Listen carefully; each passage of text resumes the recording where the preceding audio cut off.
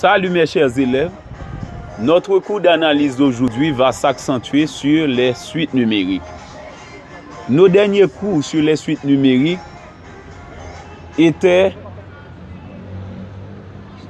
basés sur les suites arithmétiques. Mais aujourd'hui, c'est sur les suites géométriques que nous allons travailler particulièrement. Voici la définition. Suite géométrique. On dit qu'une suite est géométrique s'il existe un réel unique Q non nul, tel que pour tout entier naturel n, on a U de n plus 1 est égal à U de n par Q. Ok, donc, si pour la suite géométrique et la suite arithmétique, ok, donc, lorsque nous étudions les suites arithmétiques, si pour cette suite, c'était la différence qui nous intéressait, c'est U de n plus 1 moins UN, ok, donc, pour la suite arithmétique, c'est UN plus 1 moins UN qui nous intéressait pour la suite arithmétique. Ok? Donc, on prouvait que U de n plus 1 moins UN donnait un réel unique. Eh bien, ce réel unique, on l'appelait la raison de la suite arithmétique. Ok? Mais maintenant, pour la suite géométrique, on doit prouver que U de n plus 1 sur UN donne un réel unique non nul. Ok, le rapport U de n plus 1 par UN, il faut prouver que ça donne un réel unique non nul. Ok, pour la suite arithmétique, c'est la différence qui donne un réel unique. Mais pour la suite géométrique, c'est le rapport de U de n plus 1 par UN qui donne un réel unique non nul. Ce réel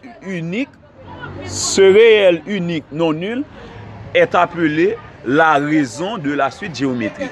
Ok, le réel Q de la relation U de n plus 1 sur UN par égal à Q ou encore U de n plus 1 égal à U de n par Q est appelé la raison de la suite géométrique.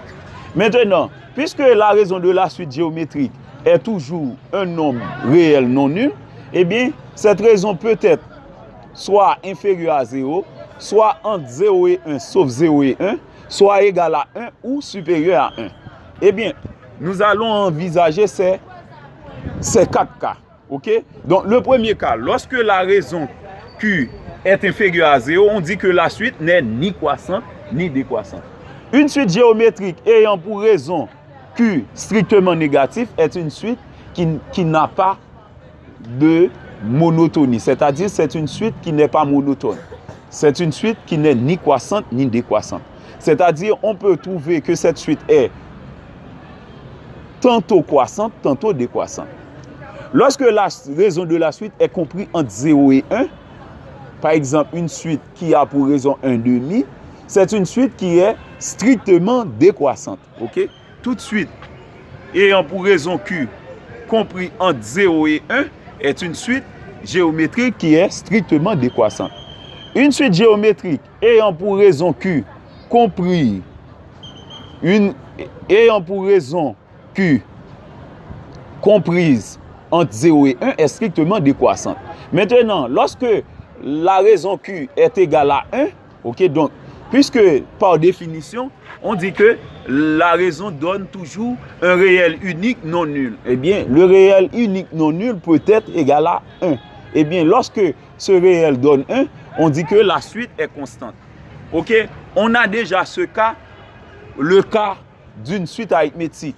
Ok? Donc, une suite arithmétique peut être aussi constante. C'est lorsque la raison donne 0.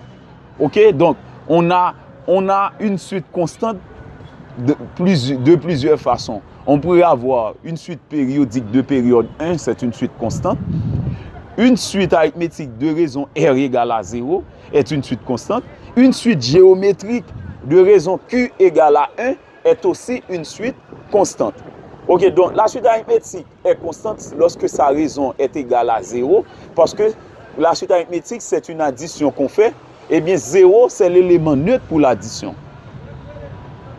La suite géométrique est constante lorsque Q est égal à 1, c'est parce que c'est pour la suite géométrique, c'est la multiplication qu'on fait. Eh bien, c'est 1 qui est l'élément neutre pour la multiplication. Eh bien, c'est pourquoi la suite constante est une suite arithmétique de raison R égale à 0 ou une suite géométrique de raison Q égale à 1. OK, maintenant, le dernier cas, c'est lorsque la raison Q est supérieure à 1. Lorsque la raison Q est supérieure à 1, on dit que la suite est strictement croissante.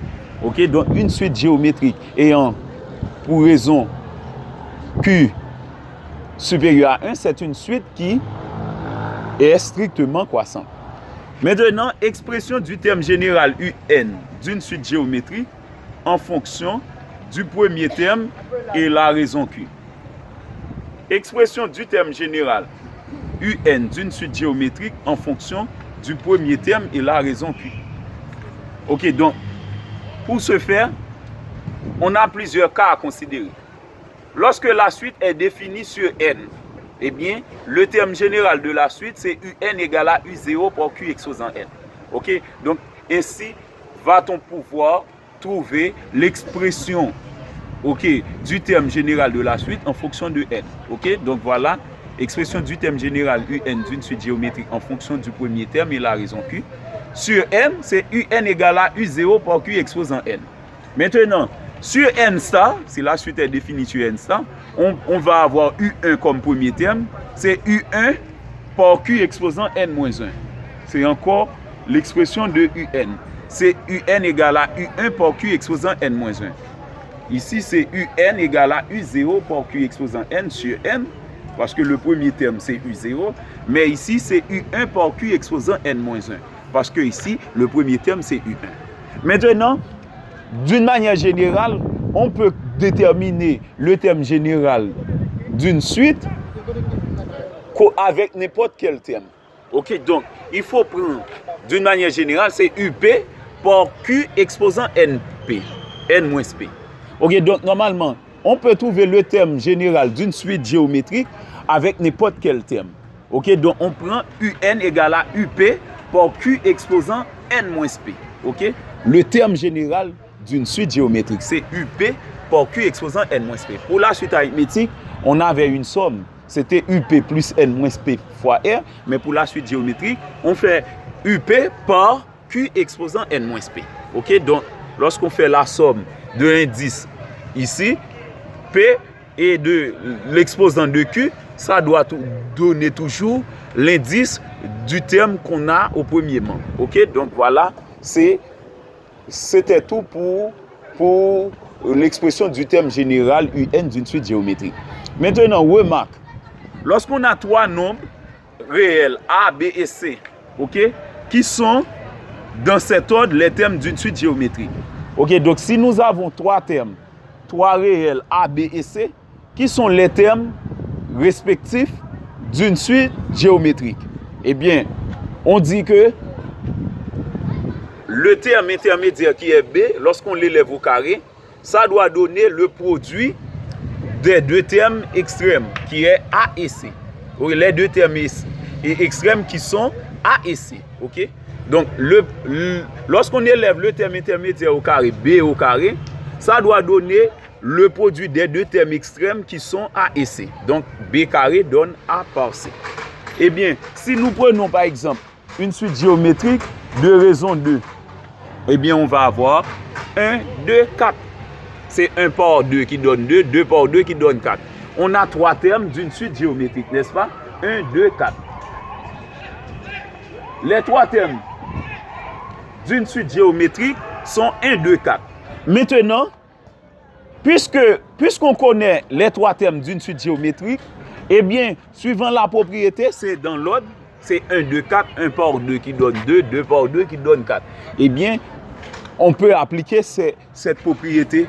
Le terme intermédiaire qui est 2, lorsqu'on l'élève au carré, ça doit donner 1 par 4.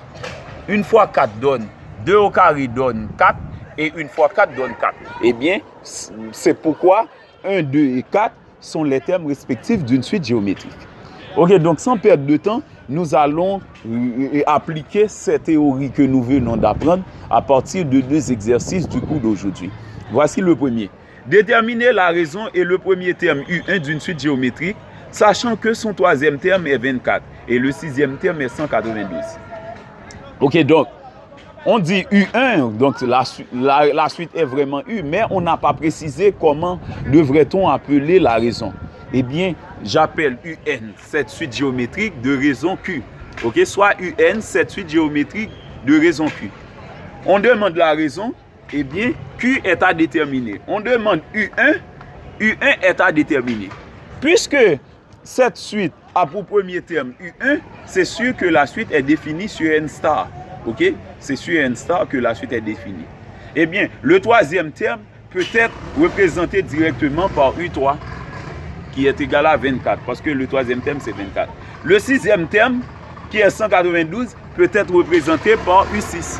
Donc, ainsi a-t-on dressé les données. Maintenant, pour déterminer la raison et le premier terme, on peut appliquer la formule du terme général d'une suite. C'est UN égale à UP par Q exposant N-P.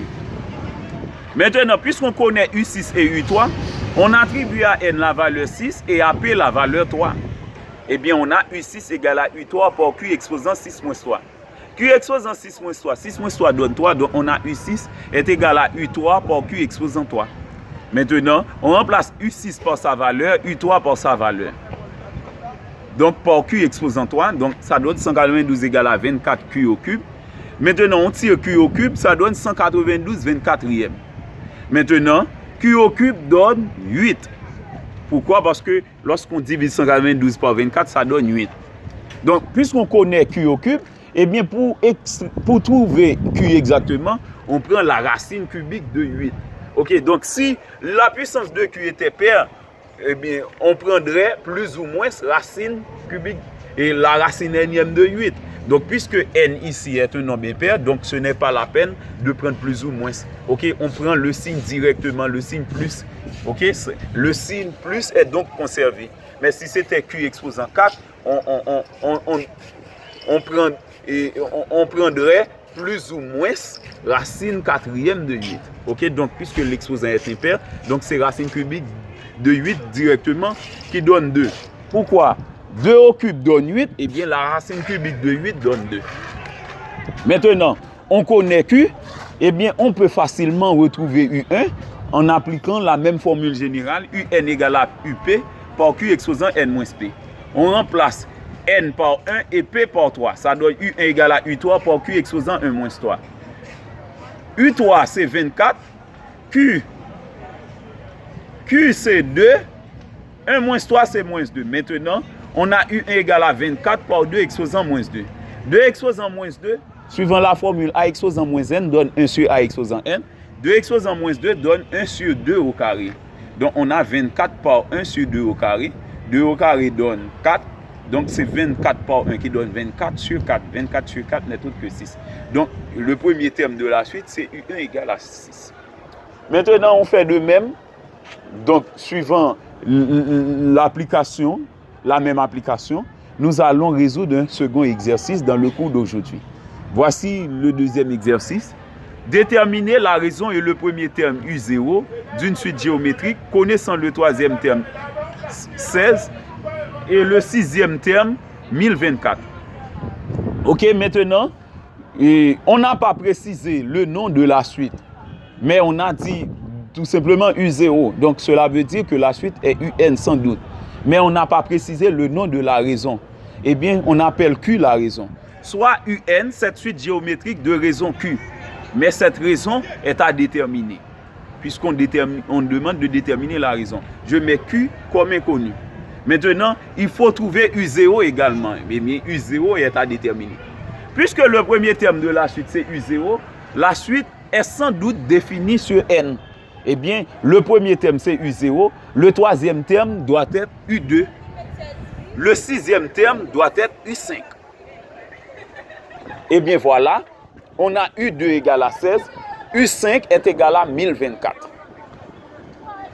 Eh bien, pour calculer le premier terme et la raison Q de cette suite, on applique la formule générale UN égale à UP par Q exposant N-P. Puisqu'on connaît U5 et U2, on remplace N par 5 et P par 2. Ça donne U5 égale à U2 par Q exposant 5 moins 2. U5 donne 1024, U2 donne 16. Et Q exposant 5 moins 2, c'est Q exposant 3. on a Q au cube est égal à 1024 sur 16. 1024 sur 16 donne 64. En faisant la division de 1024 par 16, on donne Q au cube donne 64. Maintenant, 64, puisque Q au cube donne 64, eh bien on peut dire que Q au cube donne 64, veut dire que Q donne la racine cubique de 64. Donc Q donne racine cubique de 64. Eh bien, puisque 64 c'est le produit 4 par 4 par 4. Donc c'est 4 par 4 par 4 qui donne 64. C'est-à-dire c'est 4 au cube qui donne 64. Puisque c'est 4 au cube qui donne 64, eh bien la racine cubique de 64 donne sans doute 4. Eh bien Q, la raison de la suite donne Q égale à 4. Maintenant, pour trouver le premier terme U0, on remplace N par 0 dans la formule générale et P par 2. Puisqu'on connaît U2, ok, on remplace P par 2 et N par 0.